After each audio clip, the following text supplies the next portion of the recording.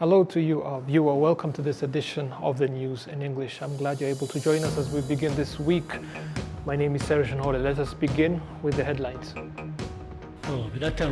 President Paul Kagame has held a radio interview to discuss Rwanda's transformational journey over the last 30 years. Paris Saint-Germain female players visiting Rwanda have commended the way the country gives both boys and girls the opportunity to make their dreams come true as football players. And on the international scene, Nigerian Nollywood film industry has continued to command international acclaim, with many Nigerian filmmakers screening their movies at prestigious festivals around the world.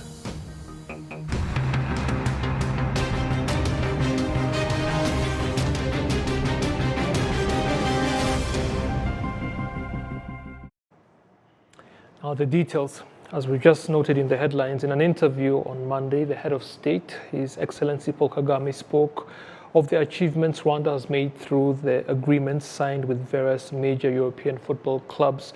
The deals related to the promotion of Rwanda's tourism sector through the Visit Rwanda initiative were highlighted as significant milestones.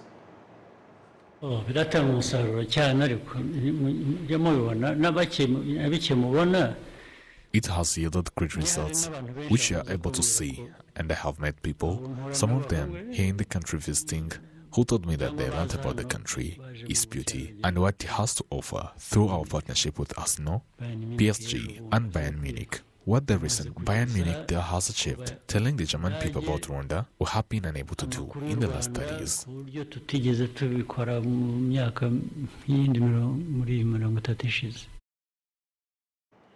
Staying on that issue, Paris Saint-Germain female players who are visiting Rwanda have commended the way the country gives both girls and boys the opportunity to make their dreams come true as football players. We have the details on that.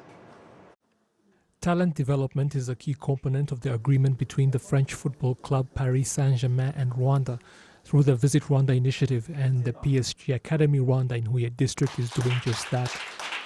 Two professional female players from the team and the club's academy project manager spoke to the children in Huye about their journeys as football players.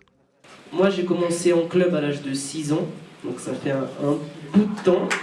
I started playing in a club when I was 6 years old, and I played with boys until I was 15 years old, and I was always the captain, providing to other girls that they too could play football. Becoming a footballer had always been my dream because many of my family members played the game and loved it. I had to leave Ghana and go to France to make that possible, and had no professional female footballers as role models from my own country. So I was determined to become the first. My message to you as young players is to identify your goals and strive for them, because you are capable of achieving them, doing great things and helping your country to develop while inspiring others to do the same. Dans le monde du sport, mais c'est aussi de devenir des adultes et des citoyens qui savent vivre en communauté. Moi, j'ai commencé à jouer quand j'avais 11 ans. I started playing when I was 11 years old, playing with boys, because there are no girls' team where I lived, and I combined my football aspirations with my regular studies with no problems. It was not always easy, but because I was determined to do it, I pushed through any challenge that arose. It used to be that there were not many female football players, but now all the major clubs around the world have female teams, so parents should understand that female footballers do have a future. The club's efforts to develop young football talent in the country have been commended. Partnership that we've been running with the Paris Saint-Germain this is the 5th year in a row, and this is a partnership which has got quite a number of activities across the promotion of tourism, across the promotion of investments, and also sports development. So sports development is one of the core activities or core pillars of this partnership. And we're excited that we're receiving the players, welcome to Rwanda, and also the team that will be facilitating quite a number of clinics with the coaches.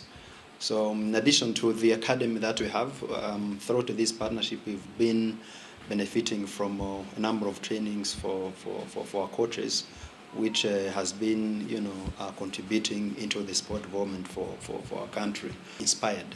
We have top-level players, professional players, and the kids that you see there. They inspire to be like you. They inspire to represent their nation at the highest level possible, and they believe that the days that and the sessions that you'll be having with them will inspire them. And of course, with the academy, we've been doing quite a number of not only making sure that kids are trained, but also making sure that they compete. Yeah? As the head of the academy mentioned, I've been coming to Paris for the World Cup, with other kids, and I've been performing well. And it's also an opportunity to thank the staff of the academy that have been taking care of the kid, but also thanking our federation that has been working closely with the academy. We also wanted, of course, to once again, thank the leadership of Rwanda Development Board that has been, leading us through all of this. Of course, we have this component of tourism, but us from the sports point of view, the Paris Saint-Germain Academy is one of the strong pillars that we have in terms of making sure that we have talents for tomorrow. The club's officials have also praised Rwanda for the way it gives both girls and boys the opportunity to make their football dreams come true. Et quand je suis rentrée en France en 2023, je me suis dit, c'est vraiment génial. J'étais très très fière. When I returned to France in 2023, I noted on how good it was and very proud of it, but was not satisfied with there being only 200 students learning about football in Rwanda. So I started looking for ways the students in Huye to go out and meet other children who were not fortunate enough to be accepted into the academy. That is what we are now doing. They will meet children in Kigali and Bugesera, and will happen every year so that they can meet as many children as possible and learn from each other. Also, I commend Rwanda for its gender equality initiatives, something European nations should learn from. This is the first time any academy anywhere in the world has 80 girls in it. And it is a great way of showing that football career can be derived from this. The visit will last for a week, during which the players and the academy project manager will participate in a number of activities to promote and develop the game of football here in Rwanda. The PSG Academy Rwanda in Huye district was founded in 2021 and has 200 children, 40% of whom are girls. Last year they were crowned the PSG Club World Cup champions. Natives of Huye district living and working in Kigali city have been urged to play their part in the development of their home district and the people living in it. We have more on that as well. Before 2018, old and dilapidated buildings were the hallmark of parts of Huye town, which did not give the town a good reputation, especially among its own residents. All of these buildings that you saw can be used for business, but people don't want them, saying they are too old. However, even in Kigali city, you find old buildings and they are nevertheless being used and people are making progress. Even in places like Muhanga town, that is now doing much better than us. We do not believe that these types of buildings belong in any urban setting and everywhere else we look. In towns like Gitarama, Muhanga, and even Kamonyi, the buildings are much better. Now, barely a decade later, Huye town has undergone a remarkable transformation. There is a lot of infrastructure that you can see. Roads have been built, we have an international stadium, and the hospitality sector here is good. This town has always been a center of learning, but now it is also a tourist attraction, and a good one. Huye district's allocated budget from the government has increased significantly in the past 10 years or so, with the fiscal year seeing an allocation of more than 33 billion Rwandan francs. This has helped 88% of the district's population to access clean water, while for electricity the figure is at 71%.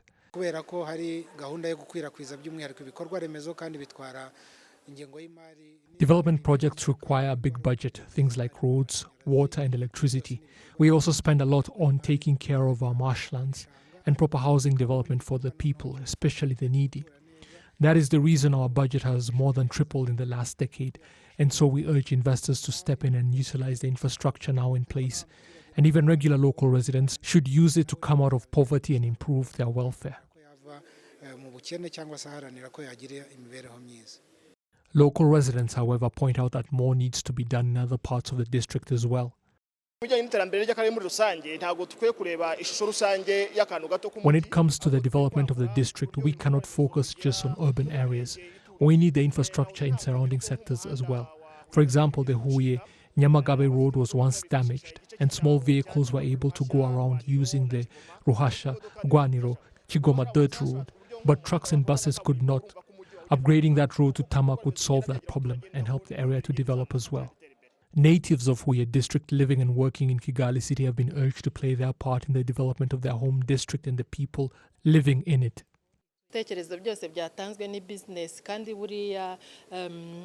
All of the ideas that were submitted are business, and if they were to come back to invest in Huye and become good ambassadors for us, encouraging other investors to join them, then you understand that in addition to the development and increased investment, the taxes collected would also increase, developing the district and country in general faster.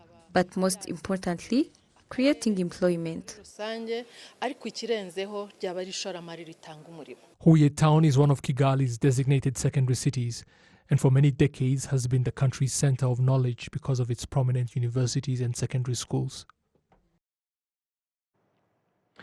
Members of the general public have been asking for the acceleration of the Umurenje Sacco integration process so that they will be able to access their services digitally. Prince Manzi with more. The Umurenje Sacco has already been established in all 416 sectors of the country to reach out to the people in need of financial services. Residents say that these institutions are very effective. I don't have any other bank. I work with Sacco only, and the reason I chose it is that it is very collaborative to work with in terms of accessing loans. On the other hand, residents also tackle on the gap in accessing financial services remotely. Delays the ease access of services because if you want to access your money remotely, it is impossible, and they have to be there at the office, and if it is a holiday, you do not access your funds. If this issue is addressed, one can easily access his funds. The March 15, 2021 Cabinet meeting approved the restructuring and recapitalization of Umurenje Saccos. This restructure stipulates that Sacco from the same region will form a single cooperative controlled at the district level. This in regard of Sacco managers find it to favor the proper controlling of the management of these Saccos.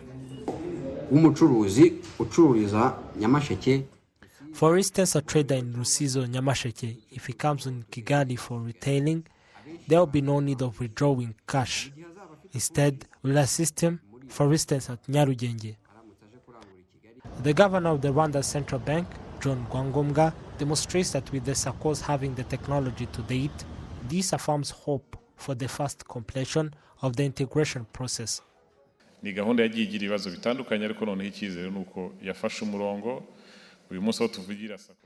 It is a process that faced challenges in the way, but now it is on a good track, as 260 Saccos are having this technology, and the remaining Saccos are to have this technology not later than June this year. Having this technology is beneficial, as it is easy to access their records, and it also is accessing the funds of the members. Another thing is the restructuring of these Saccos, that we see experts and investors in the sector managing these cooperatives. At least 3.5 million Rwandans are members of the Umurenje Sacco. Sacco's loans over the past 10 years, since 2013, have increased 5 times as they grew from 20 billion to 111 billion Rwanda francs by 2023.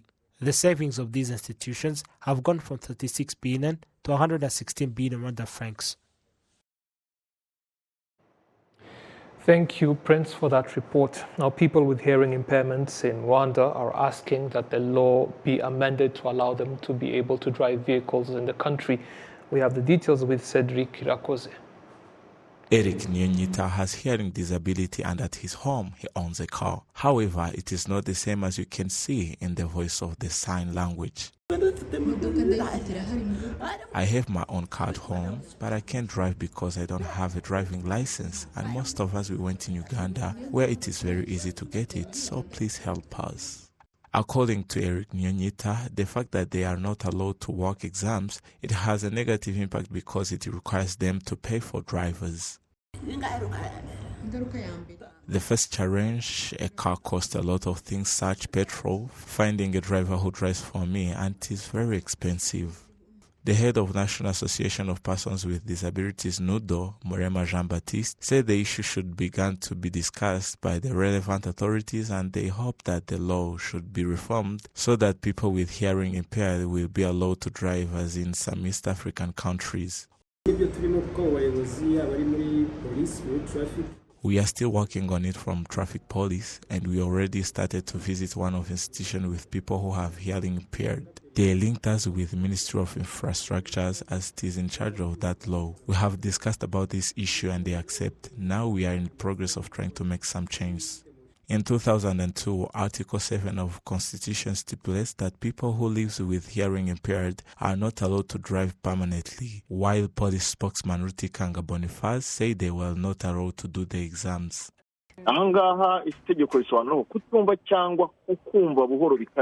The law says unable hearing or much slowly hearing on both ears, it leads to not being allowed to get permissions of driving license, even those who have it. What can I say is that everyone who can choose for another law must emphasize on experts' advice. In the meantime, people with hearing disabilities are those who have a driving license from outside of Rwanda. However, it is also important to note that they are asking to amend the laws of Rwanda in order to get right of driving. Cedric Irakoze, RwandaTV News. Now, a workshop has been held here in Kigali to prepare for the 30th commemoration of the genocide against the Tutsi. We have more with Christelle Ouase. The prepares to commemorate for the 30th time of the genocide against the Tutsi in 1994.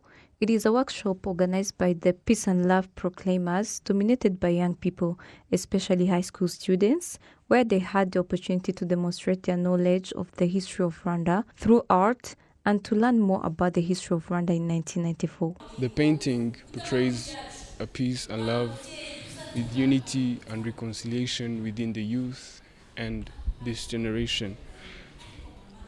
The painting shows people at the front wearing t-shirts. These are mostly PLP t-shirts. As you see, the logo stands for PLP. It might not be clear, but this was a piece of art.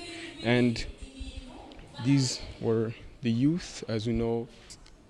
These are mostly the youth. I was portraying the youth today with a fire. I can call it a fire, but it's something more. It's like a symbol of revival and change within the youth. Today we were here as young people for the Walk to Remember workshop to remind ourselves why we actually walk to remember, why we actually are the ones that should drive the country's history, that should be able to sustain our history, also make sure that what happened never happen again. One of the founders of Walk to Remember event and the organizer of the workshop, Mark Kwamaka, affirms that the youth are a great way to teach and spread unity so that what happened in 1994 will never happen again. Through this Walk to Remember event, they work together to spread the message of peace and honor the victims of the 1994 genocide against the Tutsi in Rwanda. That the idea was, which big thing can we do so that whoever sees us will ask, what are these people doing? And then we'll tell them that we're commemorating the genocide against the Tutsi. And we did that through Walk to Remember, which is an educational program that brings young people from all over the world to learn about the genocide and prevent mass atrocities and future genocides wherever they are. Mainly to remember those who perished in the genocide, but also looking at ourselves, how are we contributing to make sure that it doesn't happen again. So from here going forward, I think it makes more sense that that young people can learn from what happened, but also be the agents of change so that the genocide doesn't happen again. Through this workshop, it was a great way for young people to ask questions that they do not understand about the history and to share their ideas. This Walk to Remember event was launched in 2009 by young people in order to show that Rwanda is moving forward from the dark to a better future. Christelle Uwase, RwandaTV News.